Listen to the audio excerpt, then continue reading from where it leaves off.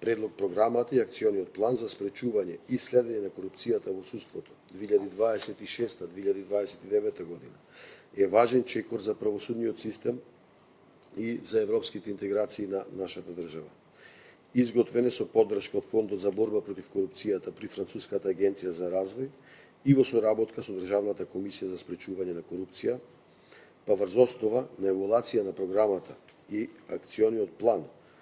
на програмата од 2021-2025 година на Судскиот совет, како и на постигнувањата и утврдените недостатоци во текот на неговото спроведување. При дефинирање на целите и приоритетите се земаа предвид извештајот за напредок и владење на правото на Европската Унија, извештаите за евалуација и усогласеност на ГРЕКО и оценските мисии и препораките упатени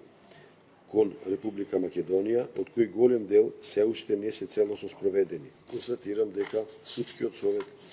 ја усвои програмата и акциониот план за спречување и следење на корупцијата во судството од 2026-2029 година.